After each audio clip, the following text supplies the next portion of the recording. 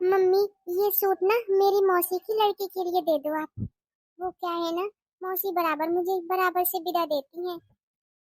Mummy जी, इसीलिए मेरी mummy ने कहा है कि उनकी लड़की कंवारी है, तो मम्मी ने कहा कि उसके लिए कुछ ले आया करूँ मैं। हाँ बहू, ये तेरी मौसी की लड़की के लिए ही है। मम्मी, ये तो बहुत अच्छा है।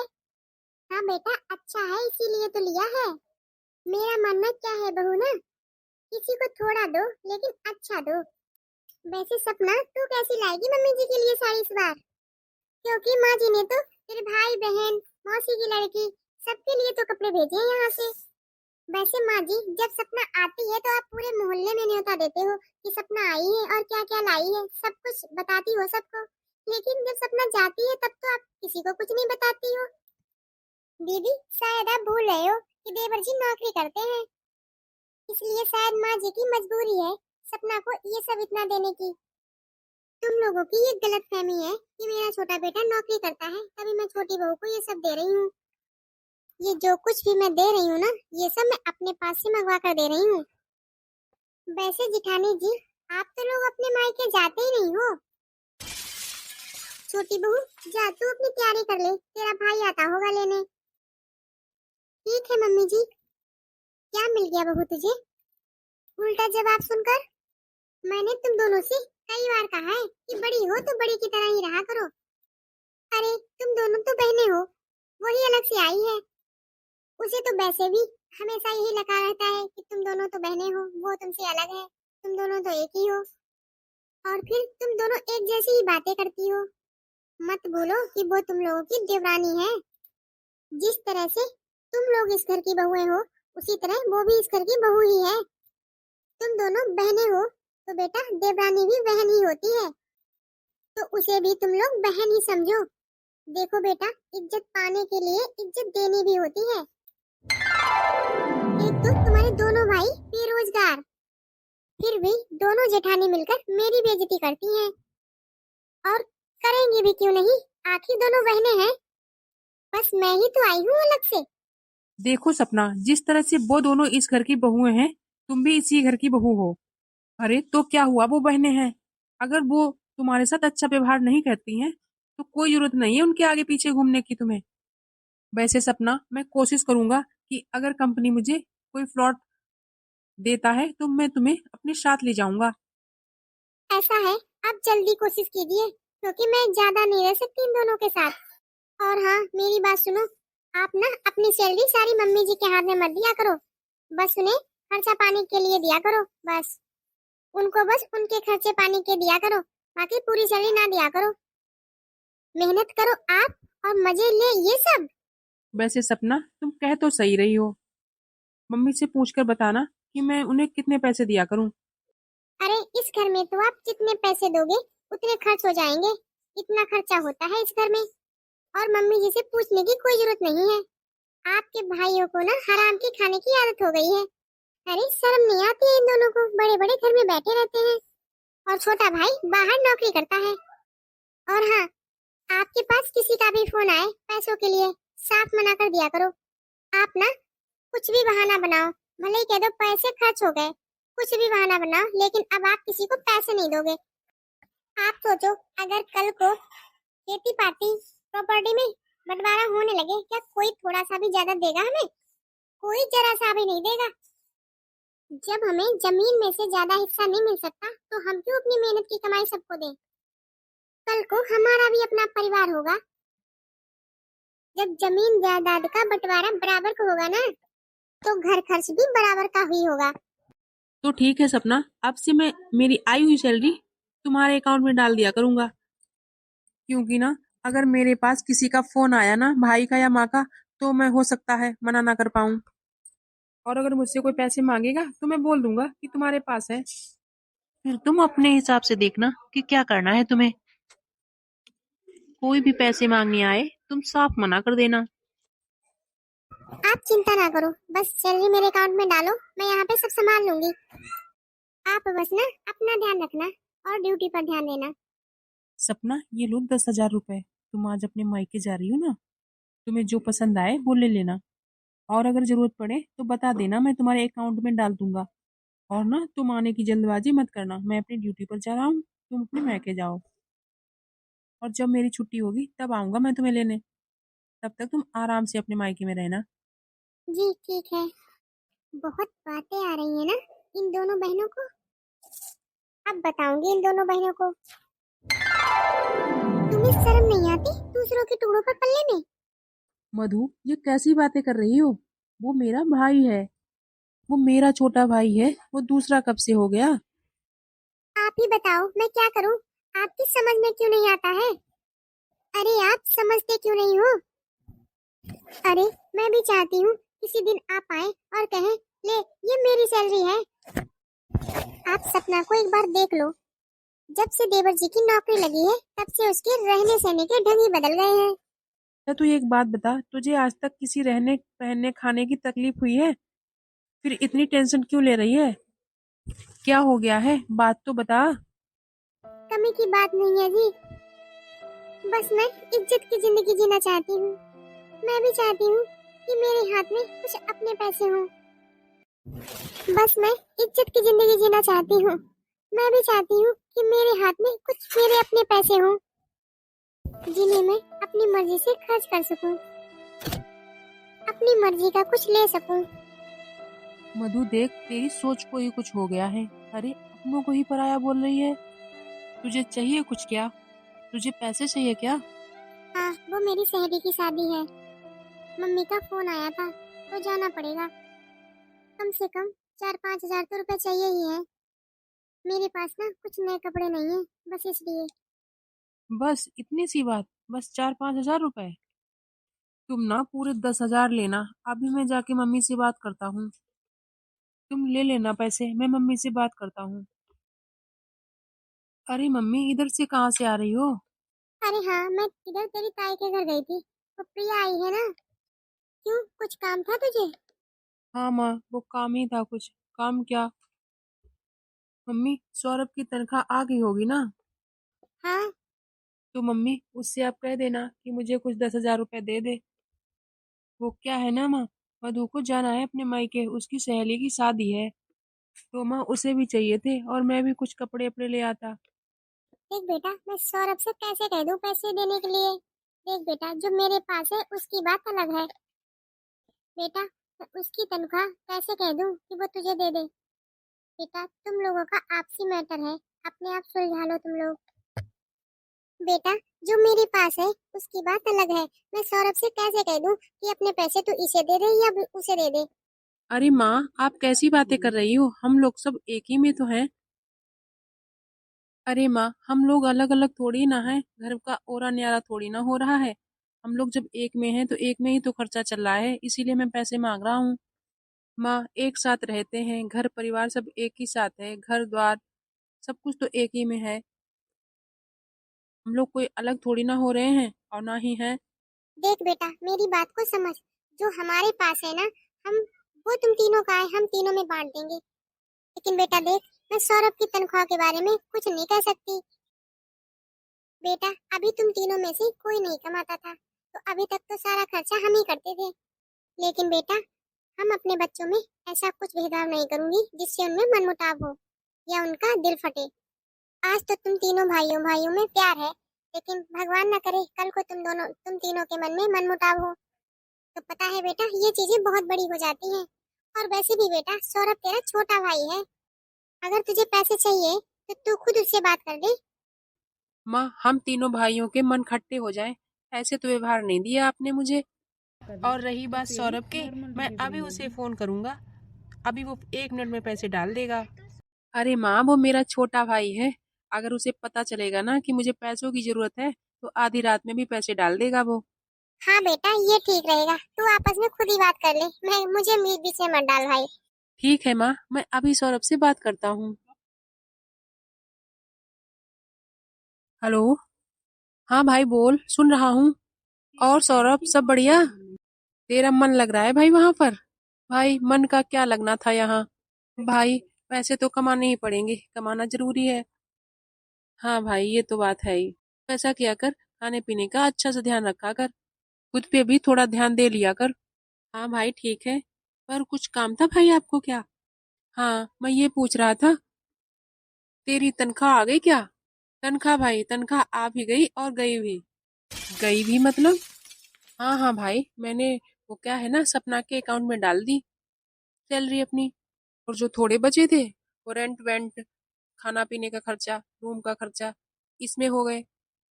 अच्छा, तो तूने सपना के अकाउंट में डाल दिए पैसे ना? हाँ भाई, क्या आपको जरूरत थी पैसे? पैसे क्या?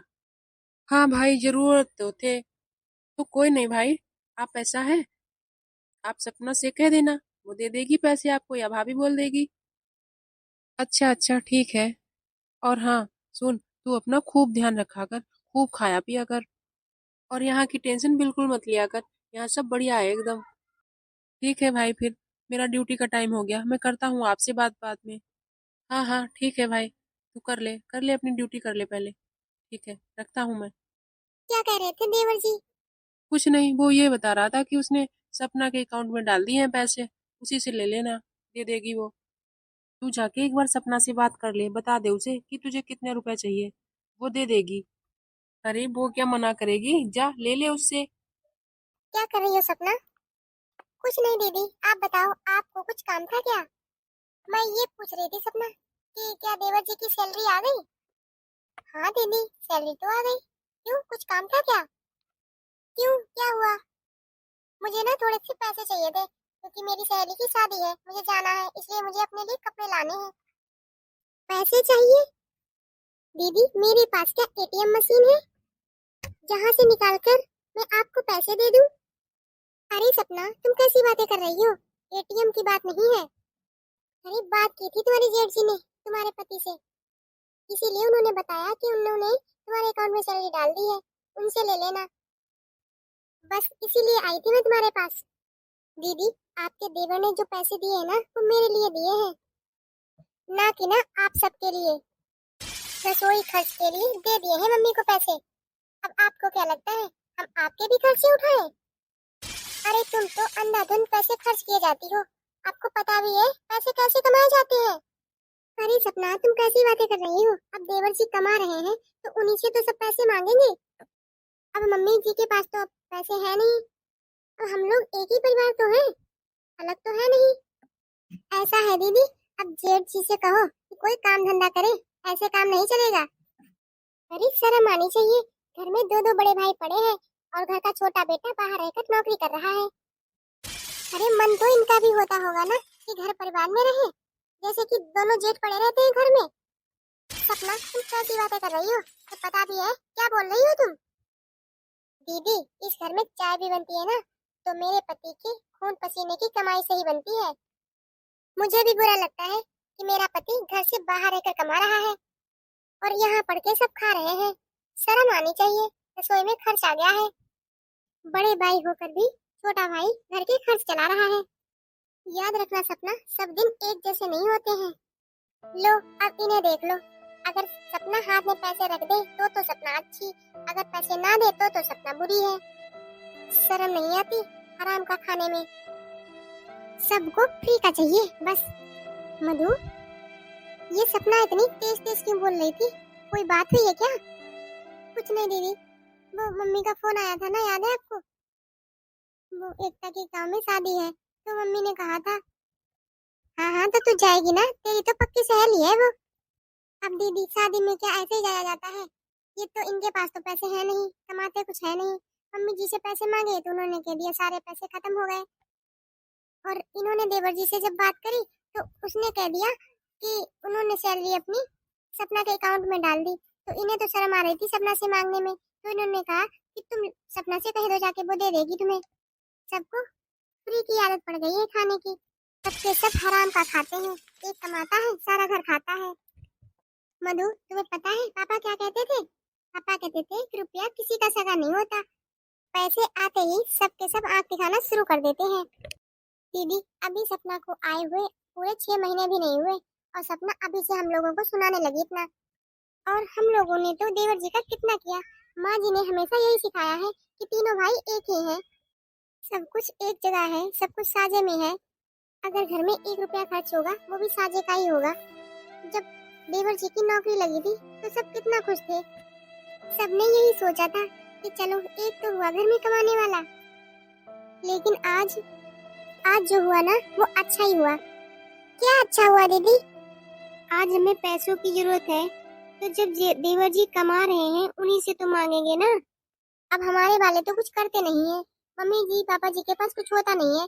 अब देवर जी कमाते हैं तो उन्हीं से तो लेंगे ना। अब देवर जी से पैसे नहीं लेंगे तो किससे लेंगे? देख मधु, ये दिन तो आना ही था। अच्छा हुआ जो ये दिन अब जल्दी से आ गया। मैंने तो सोचा था जब खुशखबरी मिलेगी तभी मैं तुझे बताऊंगी, लेकिन तेरा ऐसा चेहरा देखकर अब तो मैं तुझे अभी बता देती हूँ। तेरे जीजा जी का आज इंटरव्यू है। हो सकता है कि तेरे जीजा जी की भी आज नौकरी लग जाए।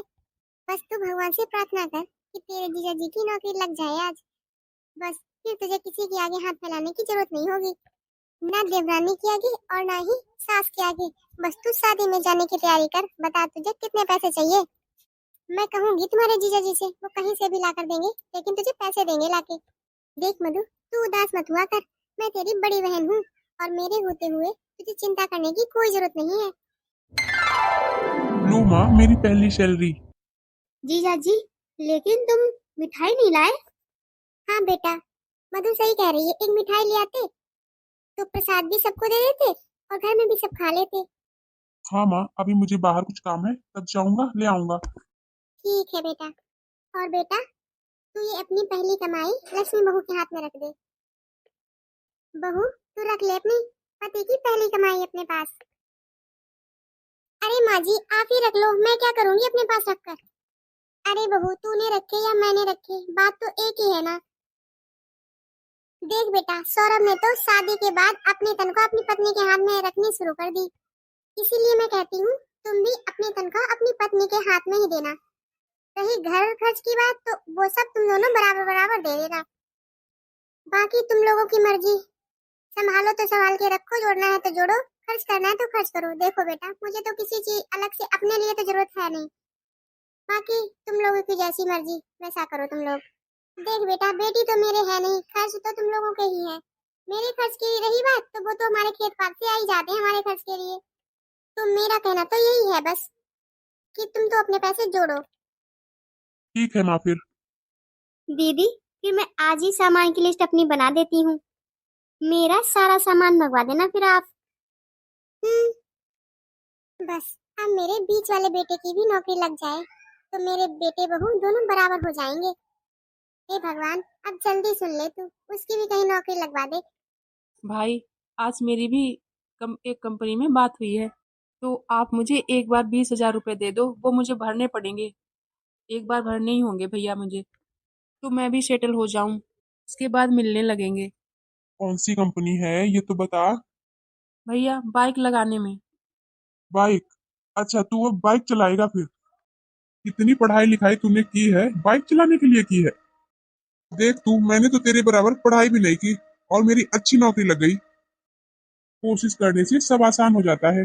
देख संदीप, तू कोशिश कर, तेरी अच्छी नौकरी लग जाएगी। तू ना बाइक आइक के चक्कर में बिल्कुल ना पड़। भैया, मैंने अपनी तरफ से तो पूरी कोशिश कर ली। देखो भैया, मैंने अपनी तरफ से पूरी कोशिश कर ली, कहीं बात ही नहीं बन रही है। और भैया, ऐसे मुझे घर में बैठना भी अच्छा नहीं लगता है, इसीलिए मैं सोच रहा हूँ ये मिल गया काम यही कर लूँ तब तक। संदीप देख, 20,000 तो रुपए मेरे पास नहीं है। माँ, आपके पास अगर हो तो आप दे दो इसे। बेटा, 20,000 मेरे पास रुपए कहाँ से आए? अगर 2-4 हजार की बात हो तो मैं दे दूंगी। 20,000 नहीं है बेटा मेरे पास। ठीक है भाई, तो आप मुझे 10,000 दे दीजिए, 10,000 में सौरभ से ले लेता हूँ। ऐसा है जेठ जी, ऐसे पैसे मांग मांग कर कैसे काम चलाओगे? 10,000 इससे 10,000 उससे। और हाँ, हमसे तो पैसे मांगना ही मत, मुझे तो अपनी सेविंग्स करनी है। मैंने सुनार से बात की है, मुझे उससे कुछ खरीदना है, इसलिए मुझसे तो कोई उम्मीद ही मत करना। और हाँ, इस बार मैं बताना भूल गई, इस बार मैं घर खर्च के लिए भी पैसे नहीं दे पाऊंगी। अब तो बड़े जेठ भी नौकरी कर रहे हैं, इतने दिनों से ये सिर्फ अकेले ही घर खर्च चला रहे हैं। अब जेठ जी को चलाने दो। छोटी बहू, ये कौन सा तरीका है घर में बात करने का? अरे तुझे शर्म नहीं आ रही है? ये तेरे सामने दो दो जेठ खड़े हैं, उनके सामने तो इतनी बदतमीजी से बात कर रही है। घर के बड़ों का इज्जत करना भूल गई क्या? माँ जी, घर के बड़े भी तो हों इज्जत करवाने लायक। और वैसे भी मम्मी जी मुझे बहस करने का कोई शौक नहीं है। और मम्मी जी मैं बता दूं, इन्हें ना फ्लैट मिल चुका है कंपनी की तरफ से। अगले महीने मैं जा रही हूँ उनके साथ ही। अब अपने हिसाब किताब खुद ही देख लो, हम नहीं दे पाएंगे उसके बाद 1 रुपया भी। इज्जत चाहिए इन्हें। आ रही है तुझे थोड़ी बहुत शर्म? अरे सही कहा छोटी बहू ने, ऐसे मांग मांग कर कब तक काम चलाएगा? देख बेटा, तुझे तनख्वाह मिलने लगी है तो 20,000 में तुझे घाटा आ जाएगा क्या? भाई भाई का किसने बांटा? जरूरी नहीं होता कि घर में सभी नौकरी करें। अरे सबकी किस्मत में नौकरी थोड़ी ना होती है। वो अपनी तरफ से कोशिश तो पूरी कर रहा है, अब नहीं लग रही नौकरी तो उसकी क्या गलती है इसमें? अब कोई काम धंधा शुरू करना चाहता है तो भाई भाई के काम नहीं आएगा तो कौन आएगा? दे दे रुपए उसे। माँ जी, ये पैसा और क्या क्या करवाएगा? माँ जी, कभी नहीं सोचा था कि पैसों के आगे रिश्ते नातों की कोई अहमियत नहीं होगी। भाई भाई नहीं रहते और बहन बहन नहीं रहती। मधु, माँ के आगे शिकायत करने से क्या होगा? पार पड़ जाएगी तेरी जिंदगी, निकल जाएगी तुम लोगों की शिकायत करने से। 4 पैसे कमाएंगे देवर जी तब घर चलेगा, ऐसे नहीं इधर की उधर उधर की इधर। माँ जी को भड़काने से कुछ नहीं मिलेगा। देवर और जेठ के ऊपर कब तक पेट भरोगे तुम दोनों? अरे हमारा अपना भी तो परिवार है। हाँ दीदी, आप सही कह रहे हो। आप ना बहुत बड़ी बड़ी बातें किया करती थी कि मैं नहीं बदलूंगी, अब तुझे किसी के आगे हाथ फैलाने की जरूरत नहीं पड़ेगी, तुझे किसी के आगे हाथ फैलाने की जरूरत नहीं पड़ेगी। मधु, मैंने तुझसे एक बात और बोली थी कि पैसा किसी का सगा नहीं होता है। और रही बात मदद करने की, जितना मुझसे हो सकता था उतना मैंने किया, लेकिन तुम लोगों की तो आदत ही खराब हो रही है। और एक बात बता बहन, कब तक हमारे टुकड़ों पर पड़ोगे तुम लोग? अपना खर्चा ना खुद ही उठाना पड़ेगा। हमने क्या पूरी जिंदगी का ठेका ले रखा है? और तुम्हारा ठेका माँ बाबूजी ने ले रखा होगा, लेकिन अब तो माँ बाबूजी के पास भी कुछ भी नहीं है। इन्हें तो हमें दे रहे हैं खर्चे, और तुम लोग माँ बाबूजी के पास भी कुछ नहीं छोड़ते हो। 100 रुपए भी नहीं बचते इनके पास, सब कुछ ले जाते हो ढूंढ ढूंढ कर। दीदी, ठेका किसी का कोई नहीं लेता, अपने ही अपनों के काम आते हैं। और दीदी, सब दिन एक जैसे नहीं होते। चलो आप मुझे मत दो, लेकिन ये कोई काम धंधा करना चाहते हैं तो अगर आप इन्हें दे देंगी तो क्या हो जाएगा? इनकी मदद कर दो, आपके पैसे आपको वापस कर दिए जाएंगे, आपका कुछ बिगड़ नहीं जाएगा। अरे आप मेरी अपनी बहन हो, इतनी तो उम्मीद आपसे की जा सकती थी। आप इनकी 20,000 रुपए की मदद नहीं कर पाई। अगर ये भी कोई काम धंधा शुरू कर देते तो 4 पैसे घर में ही आते। इतनी अकड़ दिखाने की कोई जरूरत नहीं है मधु, तुम दोनों को बेटा बेटी नहीं लगते तो कोई हमारी जिम्मेदारी बनेगी। सुनो, ज्यादा बुरा लग रहा हो ना मेरा बोलना तो जाकर अपने पति को समझाओ। हमने कोई ठेका नहीं ले रखा है तुम दोनों का। कब दिया था इंटरव्यू? पूरे 6 महीने हो गए तब देकर आया था इंटरव्यू। 6 महीने से पूछ कौन सी कोशिश करी है, कौन सा इंटरव्यू देने गया है, कौन सी नौकरी ढूंढी है? अरे भाई, घर में बैठकर कौन सी नौकरी मिलती है? तेरा पति तो मेरे पति के पैसों से नेक अच्छा बनियान पहनता है। और सुन, 1 महीने का टाइम है, अगर 1 महीने में 4 पैसे कमाने शुरू किए नहीं ना, और घर खर्च में पैसे नहीं दिए तुम लोगों ने, तो फिर अपनी रसोई अलग कर लेना। जब सौरभ भैया की नौकरी लगी थी ना, तब मैंने 1 पैसा नहीं मांगा था सपना से, पर तेरी तो आदत ही खराब होती जा रही है। पहले तू उससे मांगती थी पैसे, अब तू हमसे मांगती है पैसे। दीदी, सपना तो दूसरे घर से आई थी, उसका इतना नहीं बुरा लगा था जितना कि आपका लगा है। दी, आज आपने तो मेरी आंखें खोल दी। आज आपने मुझे बता दिया कि पैसे के आगे कोई रिश्ता नाता नहीं होता, दुनिया में सबसे बड़ा पैसा ही होता है। दीदी, आप चिंता ना करो, अब से मैं आपके आगे पैसों के लिए हाथ नहीं फैलाऊंगी। और एक वादा भी करती हूँ, अगर 1 महीने के अंदर मैंने घर के खर्च में बराबर का पैसा नहीं दिया ना, तो अपनी रसोई अलग कर लूंगी, या तो ये घर ही छोड़कर चले जाएंगे। हाँ, तो याद रखना इस बात को, मुझे अगले महीने घर खर्च में बराबर का खर्चा चाहिए, वरना अपनी रसोई अलग कर लेना या घर ही छोड़कर चले जाना। फ्री का मिल रहा है ना, तभी बड़ी बड़ी बातें आ रही हैं, आटे दाल का भाव भी समझ में आ जाएगा। ध्यान रखना जो बात बोली है, 1 महीने के बाद घर खर्च में बराबर का हिस्सा चाहिए मुझे। बहू, तेरी छोटी बहन है वो, मैं तो कहती भी अच्छी भी नहीं लग रही, और ना ही तुम दोनों के बीच में बोलती हुई, इसीलिए अब तक नहीं बोली। लेकिन बहू, ये अच्छी बात नहीं है, बड़ी बहन माँ समान होती है, और तू तू तो उसकी जेठानी भी है और बड़ी बहन भी। तू उसके काम नहीं आएगी तो कौन आएगा? माँ जी मुझे पता है, मैं उसकी बड़ी बहन हूँ और उसका भला भी चाहती हूँ, इसीलिए ये सब किया है। माँ जी आपको क्या लगता है कि मुझे आज अच्छा लग रहा था उससे ऐसे बात करते हुए? हम बहनों में सबसे ज्यादा पढ़ी लिखी मधु ही है और सबसे ज्यादा पढ़े लिखे हैं देवर जी, और दोनों ही बेरोजगार हैं और उनकी बेरोजगारी के लिए माँ जी हम सब ही जिम्मेदार हैं। माँ जी उन्हें जब भी किसी चीज के लिए जरूरत पड़ती है हम उनके लिए आगे से आगे कर देते हैं, और वो मेरी बहन मधु आज उसे हाथ फैलाने में किसी के आगे बिल्कुल भी शर्म नहीं आती। माँ जी मुझे क्या अच्छा लगता है कि मेरी बहन देवरानी जेठानियों के आगे हाथ फैलाए। माँ जी घर में बैठकर हर आदमी को खाना अच्छा लगता है, जब तक उस पर जिम्मेदारियां नहीं पड़ती ना तब तक वो कमाने की नहीं सोचता।